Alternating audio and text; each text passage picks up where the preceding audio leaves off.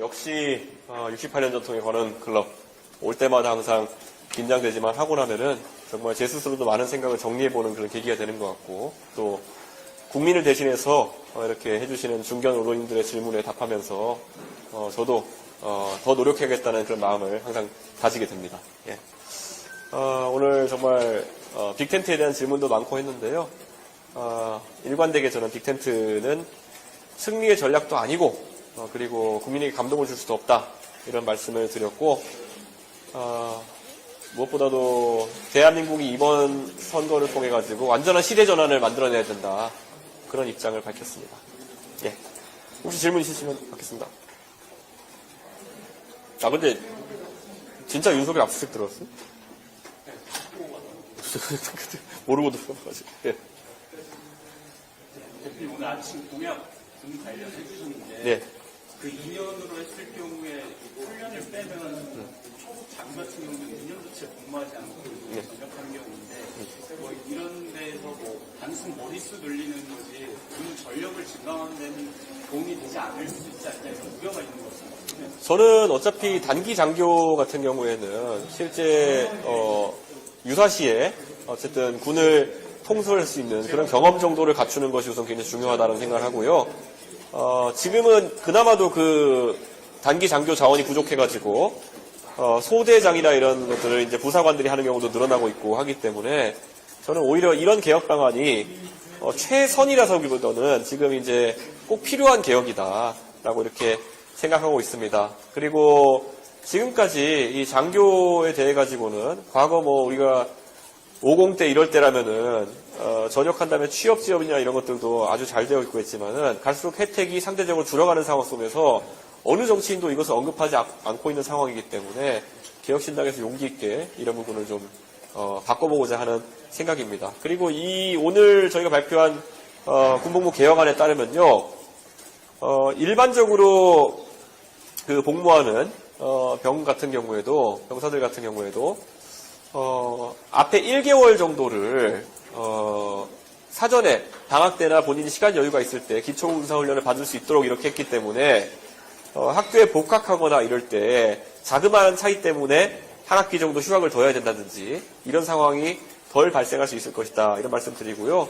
또 유급지원병제도라고 하는 이제 전문하사 제도 같은 경우에도 나중에 복학 시점에 맞춰가지고 그런 어떤 복무 시점을 연장하기를 더 쉽게 한다든지, 지금보다 장교나 아니면은 부사관에 대해서도 그런 유급지원병제에 해당하는 복무기간 연장을 좀 더 유연하게 한다든지, 철저하게 복무하시는 분들의 커리어에 빈 공간이 발생하지 않도록 그렇게 최소한 제도를 설계했다, 이렇게 말씀드리고요.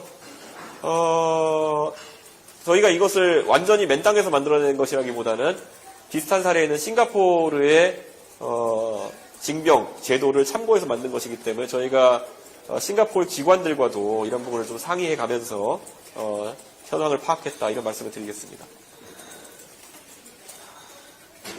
네.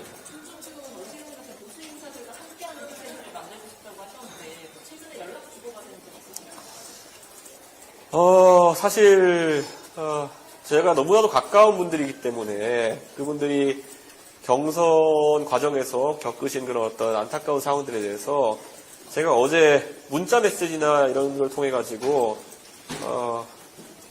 고생하셨다, 그리고 이런 안타까운 마음은 전달했습니다. 하지만 제가 감히 그분들한테 어떤 정치적인 어떤 대화를 추가로 하지 않는 것은 예의가 아니라고 생각하기 때문입니다. 그래서 어느 정도 그분들이 그 몇 주간의 여정에 대해 가지고 그 여독을 풀고 좀 수습하실 때까지는 시간을 가져야 된다, 이런 생각을 하고 있고요. 오늘 저희가 일정 중에 하나가 그 저녁 때 그 서울시에서 하는 그 행사가 있습니다. 그래서 그런 페스티벌에 제가 갈 계획인데요. 가면 아마 오랜만에 오세훈 시장님이랑 뵙고 또 이렇게 대화할 수 있는 기회는 있지 않을까, 그런 생각합니다. 네. 혹시 질문 있으신가요? 네. 아까 한덕수총리가 최종적으로는 투표용지에 포함되지 않을 거다, 이런 얘기를 해주셨는데, 그럼 지금 국힘 바꾸면서 어느 쪽으로 생각하고 계시는지. 국힘 경선에서의 우세보다도 시간상 절차적으로 지금 너무 제약이 많습니다. 그래가지고 이게 과연 기술적으로 한덕수 총리의 어떤 의지와 다르게 출마가 완결성 있게 이루어질 수 있을지 이런 것들이 좀 의심이 가고요. 사실 한덕수 총리님을 돕는 분들이라고 하는 분들도 뭐 언론과 활발하게 접촉 중이신 걸로 알고 있는데 제가 전해 들은 말로는 아주 계획적으로 움직이고 계신 것 같지는 않다. 그래서 이게 하나의 해프닝으로 끝날 수도 있다는 생각도 좀 하게 됩니다. 예. 또 질문? 예. 여러 가지 산업 정책 말씀 주셨는데요. 전략적으로 좀 개발해야 될 것 같은 산업 세 가지 우선순위 좀 말씀해 주실 수 있으실지. 그거랑 내일 이재명 후보 하고 싶은 게 있는데 하고 싶은 게 있는데 이거 관련해서.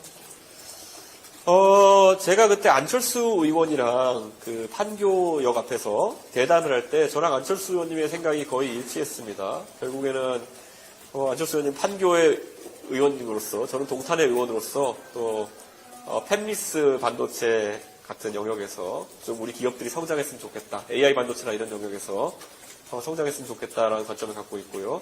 또 한편으로서는 소프트웨어로서의 AI 산업에 있어가지고 우리가 흔히 기초 모델이라고 하는 파운데이션 모델의 한국형 모델 같은 것들도 좀 발달했으면 좋겠다 이런 얘기를 하는 거고요.